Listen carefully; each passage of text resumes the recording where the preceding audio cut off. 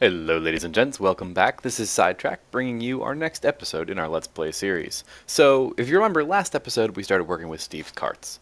And we actually made a mining drill, we set him mining, and that's about all we had time for. So this episode, we are going to automate it and make it kind of hopefully get a good chunk of the automation line going. Hopefully. And so that way we can get lots of resources and not have to worry about a lot of manual work.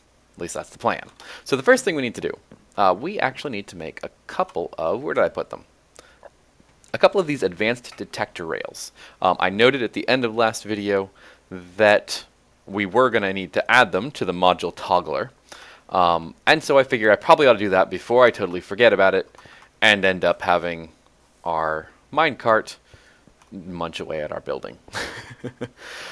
So we basically, the advanced detector rail works kind of in conjunction with a lot of the Steve's carts modules, or blocks I should say. So pretty much in front of anything that is going to interact with the cart, you're going to put an advanced detector rail. So our module toggler, you'll notice I also turned off our guy, needs an advanced detector rail. And we have this set so that when the drill goes in the orange direction, that way, it's going to activate, and when it goes in the blue direction, that way, it's going to deactivate, which is pretty good. The other thing I wanted to show you, well, let's turn this guy around, is his liquid sensors are actually functioning, and they did what they were supposed to do. So let's go ahead and turn this on. He's going to run over here and watch the color. They say, oh no, there's liquid! Stop! And he's going to turn around and not mine these blocks, which would then release the water, which would flood the track and derail our minecart. So that's awesome. The downside, we have water to deal with, so let's work our way up here. And for right now, this is far enough away. Uh-oh, creeper. Block this off. Probably have to come back and do a more permanent solution at a later point, but for now, that's cool. Alright, running upstairs, meet you up there. Okay, so today, we need to figure out how we're going to get all of those things from the cart into our storage system and also processed. So I'm actually going to move this cargo manager for now. I think I want to put it, I kind of have to figure this out. I think I'm going to put it over here, and we're going to need some more track. Well, let's go ahead and make some track because we have plenty of creosote. Our stack of coal that we were turning into coal coke is now all coal coke, and we've got a good bit of creosote oil. So what we're going to do, and one of the easiest ways that I know to work with liquids, is to make a liquid crafter from Mine Factory Reloaded.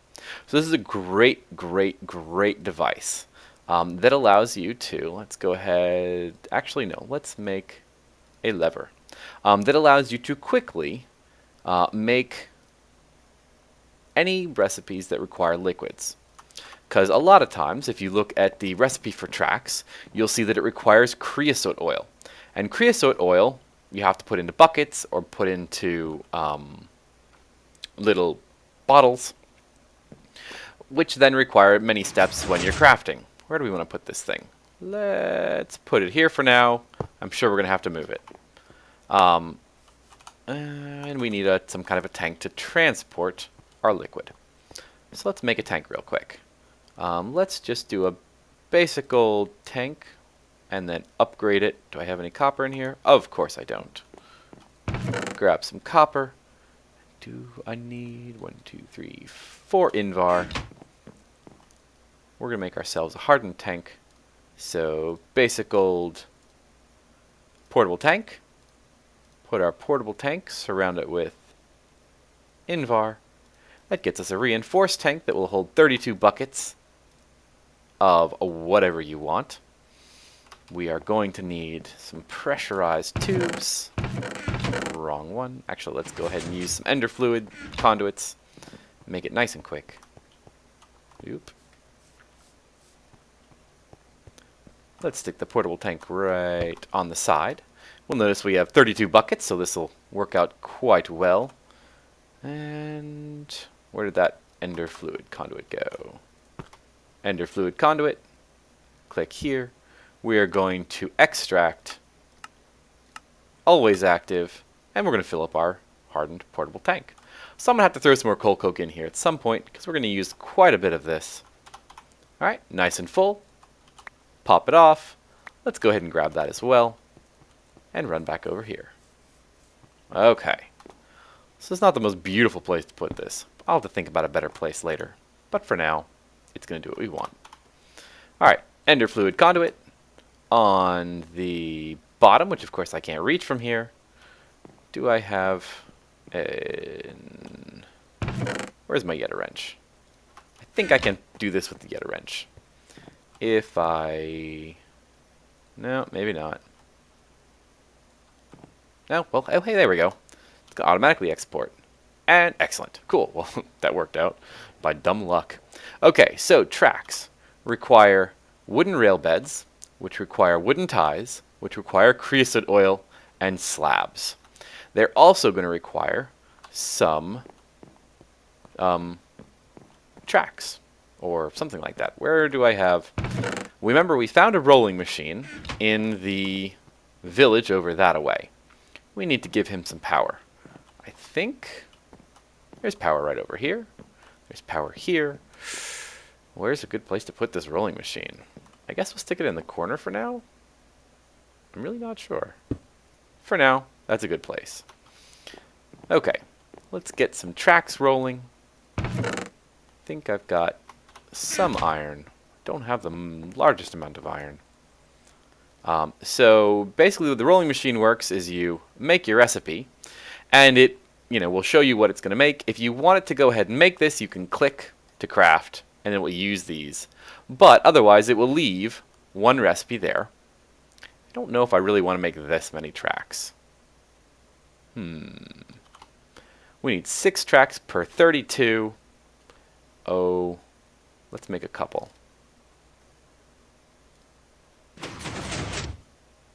Thunk, thunk, thunk. Really not so sure. Yeah, we'll make 2.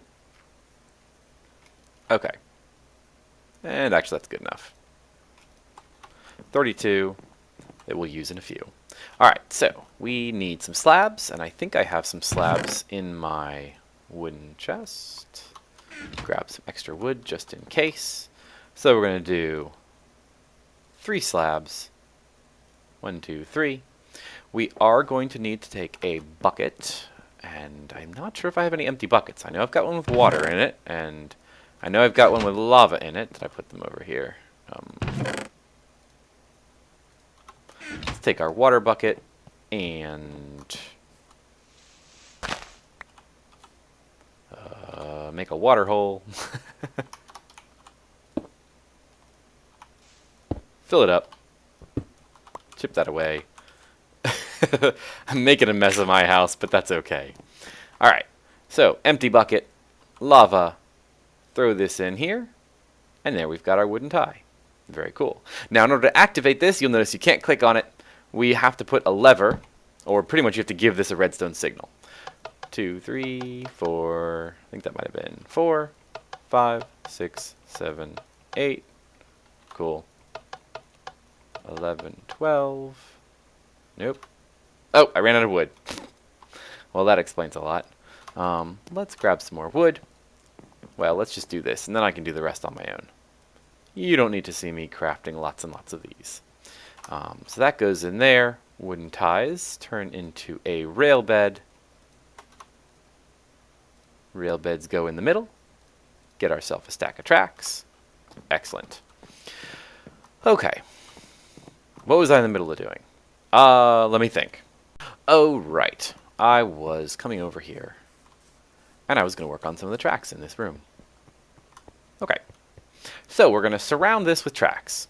We want the tracks to come here. We're going to put an advanced detector rail here so that it will interface with the cargo manager. And then we're going to kind of come around. I think we can pretty much just do this. Another advanced detector rail. Track. I'm going to put an advanced detector rail right here. Track, track, track. And let me think how I want to do this. we need it to...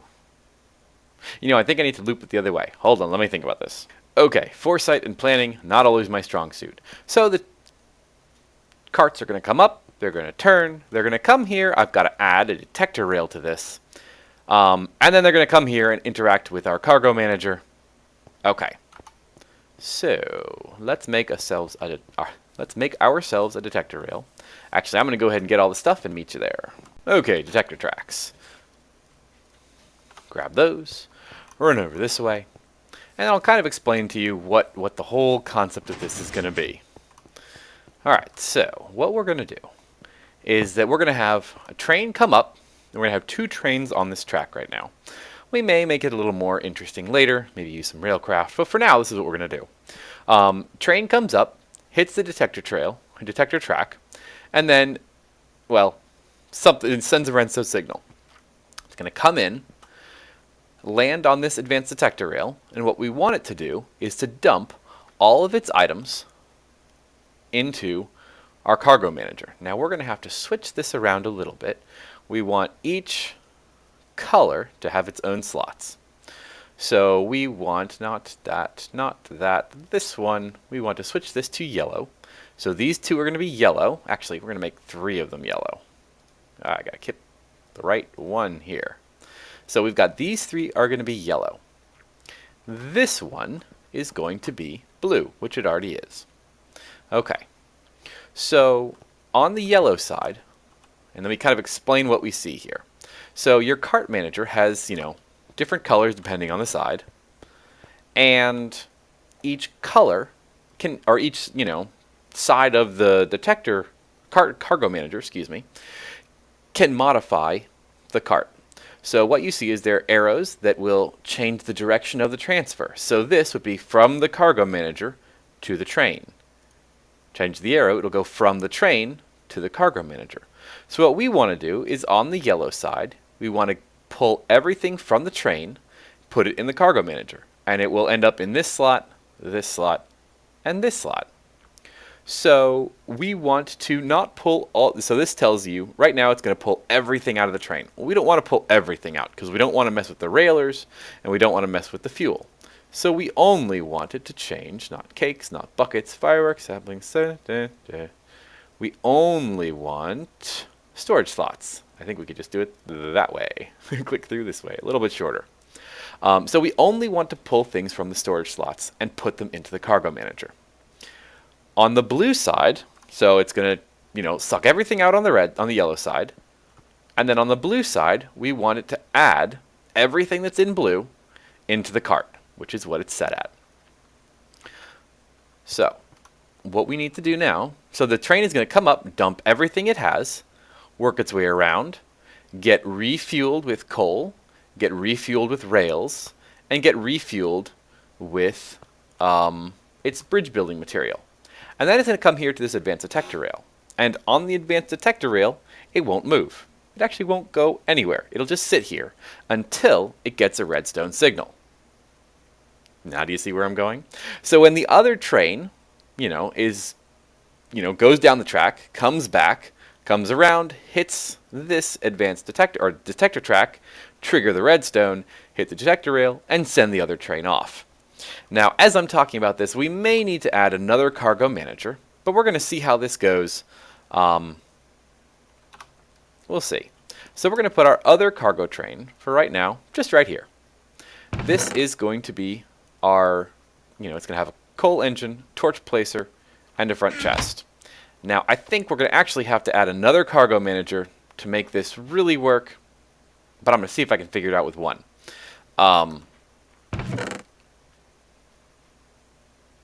Yeah, we're going to definitely have to do another one.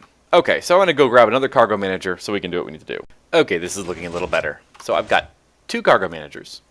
We've got the yellow side is going to be configured with, all slots are shared by all sides. So everything from our cart is going to go from the storage parts into the cargo manager, and it'll land in any of these places. Cool. Then it's going to come in, hit this, then come over here. Ooh, I wonder if that's going to be a problem being too close to this. I guess we'll find out. And then it's going to come to the cargo manager here. it's going to say, all right, everything in here is going to go into the engine, everything in here is going to go into the railers, and everything in here is going to go into the torch slot, and everything here is going to go into the bridge building slot. Now, that's actually worked out quite well because this has torches and an engine, but it doesn't have railers, it doesn't have bridge builder, so we're not going to add anything to it because we're not adding anything to the chests. If we said, you know, we're going to add it to storage slots, then it would add things there, but we don't really want to do that. The other train doesn't have any torches, so these won't be added to it because it doesn't have a torch slot, but it will get all the other things. Okay, so now we could leave it the way it is, and we could, you know, automatically, you know, pull everything out of here once that guy came up, and we could make sure that this has a store of coal, torches, bridge building material, and railers, and it would do its thing. But we're going to make it a little more cool.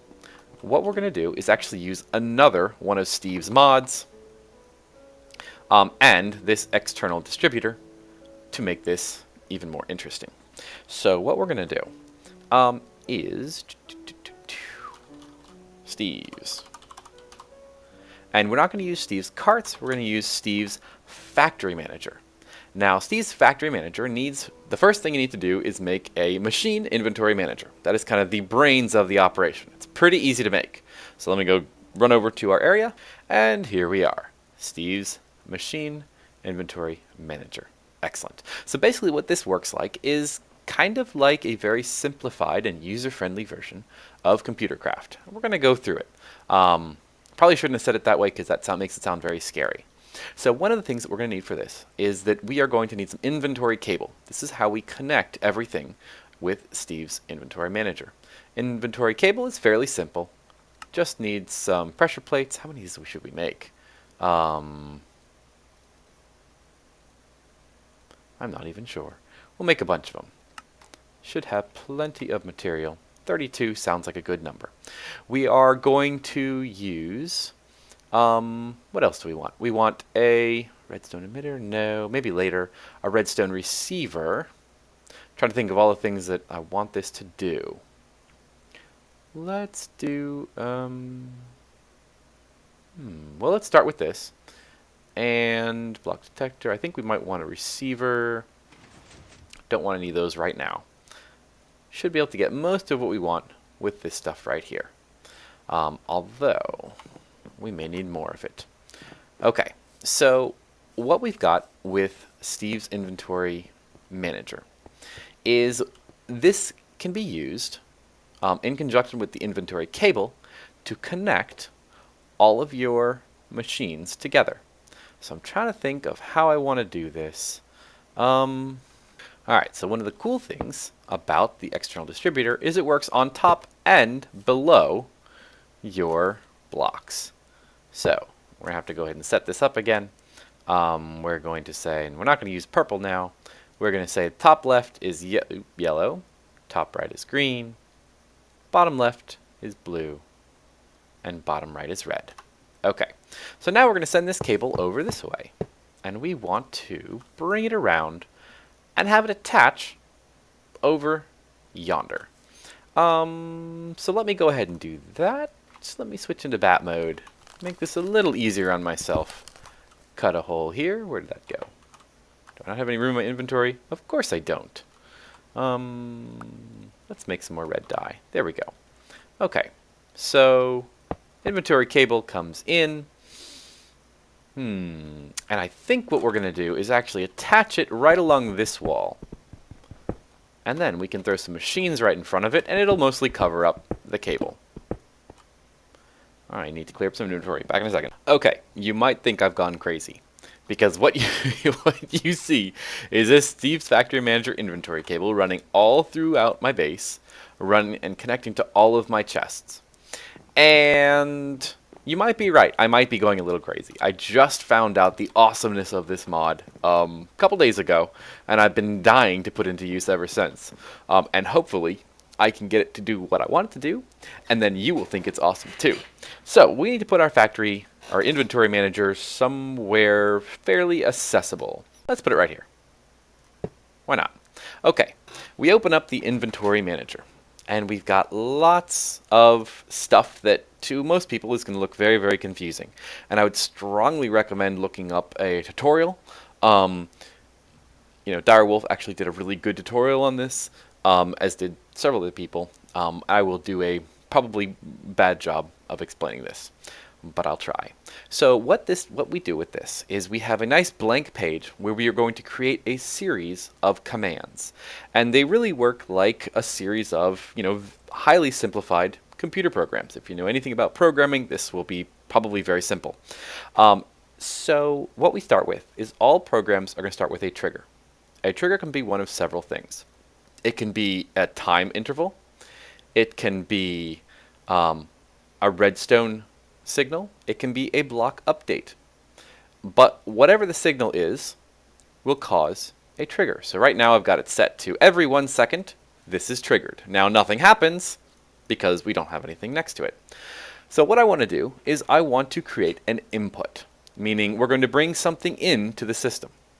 So we open up the input and we're going to look for inventories. Now you will see that I now have everything in my, everything that I have connected as part of this, system, which is pretty cool. So I want that cargo manager because I want to input anything that's in that cargo manager. So I go ahead and select it. Our target is going to be the side of the cargo manager. With the cargo manager, it doesn't matter so far as I know. We'll just go ahead and click down and click activate. And the items, I want to set a blacklist because I want it to pull everything out of that cargo manager. I don't want anything to be left over. So blacklist. Okay. I mean, it basically means, if there's anything I don't want it to pull out, I could click here, type it in. Maybe I don't want it to pull out stone. And then it won't pull out stone. But I want it to pull out everything, so delete that. So nothing's on the blacklist. Pull out everything. Okay. Then, what do I want it to do with those items? They are now going to be in the system, but they're not going to go anywhere, and it's actually not going to do anything unless you create an output. So we're going to do an output. The output, we're going to say, is an inventory. Now, we're going to make this fairly simple right now, and then I'm going to go back and make it more complicated. Say I want the output to be an iron chest. Now, I'm not going to do that, but you could select the iron chest. You can tell the target is whatever side you want. There are certain blocks that you need to interact with certain sides. And any items, I want it to be everything. So everything, if I were to go ahead and connect this, would go from that cargo manager into this iron chest.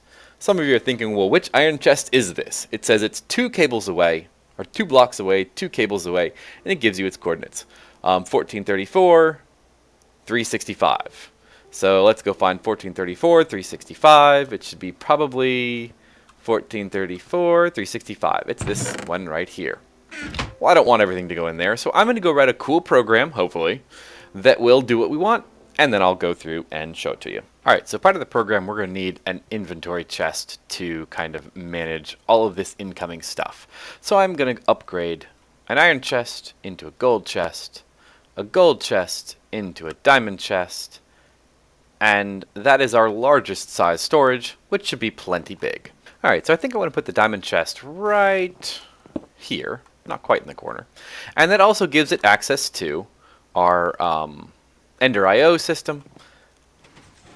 And we're going to end up dumping everything in here initially, or at least some things in here initially, because we want to get things out of that, what's it called? That cargo manager as quickly as possible, because there is a, think about the cart that we made. It has a ton of storage. We want to get things out of there quick and put them someplace that then they can be handled afterwards. So everything is going to go into that diamond chest, and then we are going to start to process it. Well, in order to process it, we've got a couple of machines already, but I kind of want to leave those free just in case I feel like randomly, ooh, I need to pulverize something. I want to smelt something. So we're going to make some new machines. I think I have a bunch of random stuff that I started making. Got some of those. And machine frame, a resonant machine frame. So I want to use the resonant machine frame because I want to show you that, we started upgrading things kind of piecemeal, bit by bit, but you can also make the max level machine just by using a resonant ender frame in that machine.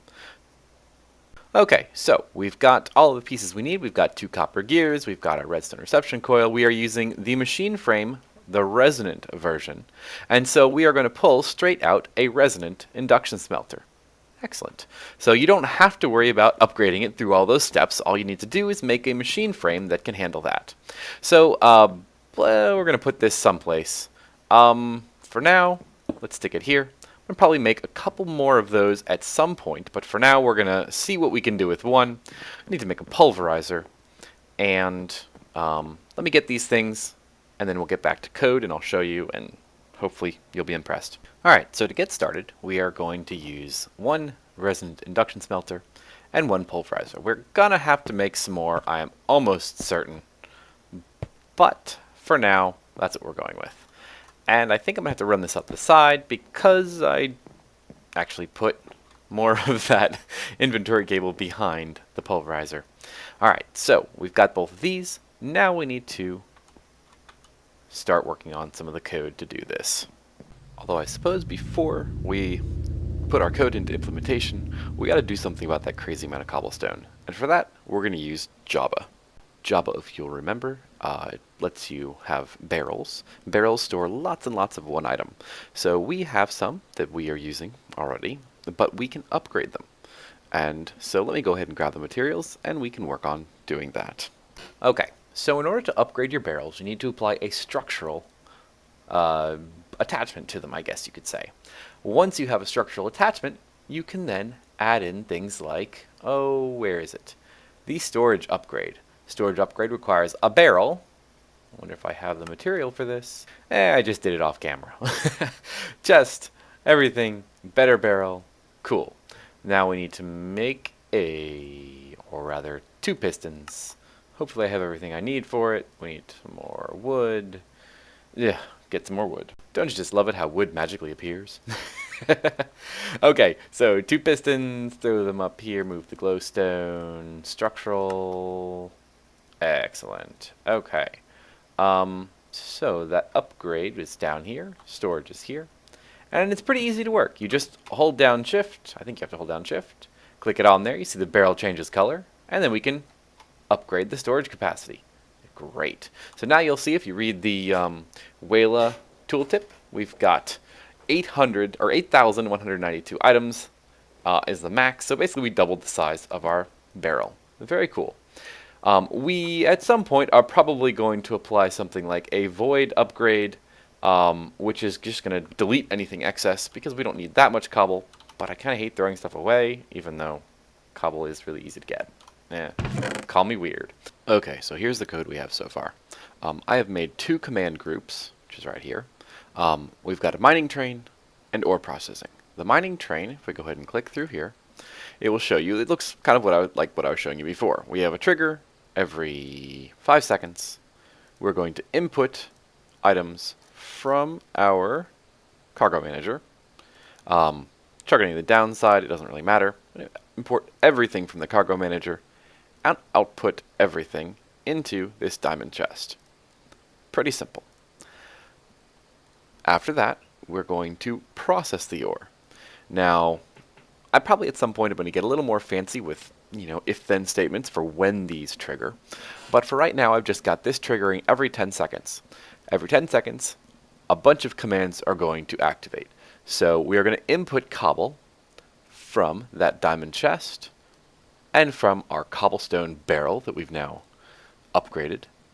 We're going to send that cobblestone to the pulverizer, and it's going to fill up as much of this pulverizer as we possibly can with that cobblestone that we've imported. We're going to take ore from that diamond chest. We're going to send a white list of ore.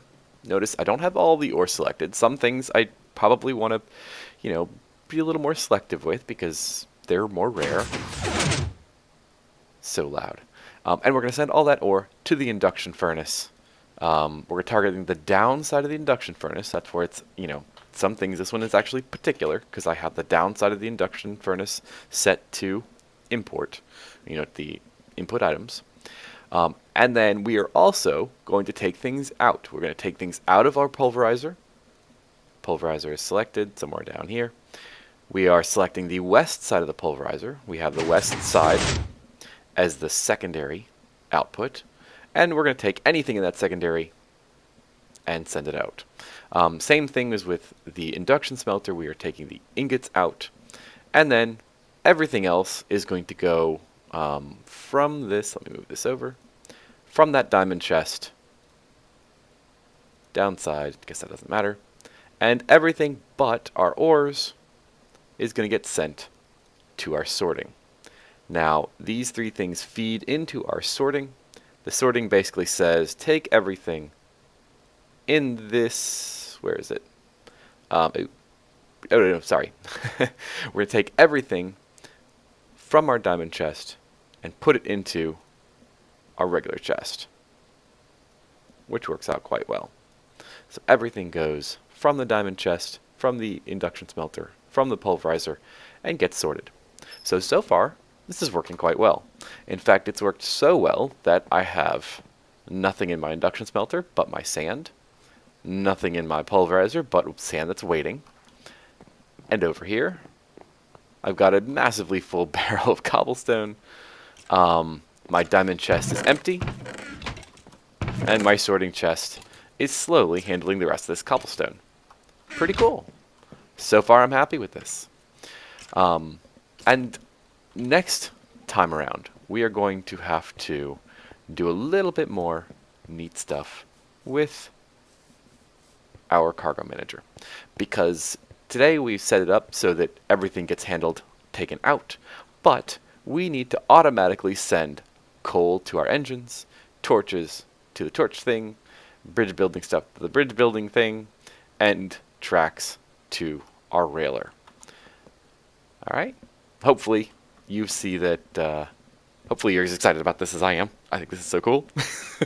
Yes, we could have done all of what we've done so far with Ender IO conduits, and it might have been a little easier, but there's some stuff that we're going to do next episode that you can't do with Ender IO, and I think this is just a really cool system. So yeah, until next time, this is Sidetrack signing off. Have a great day, folks.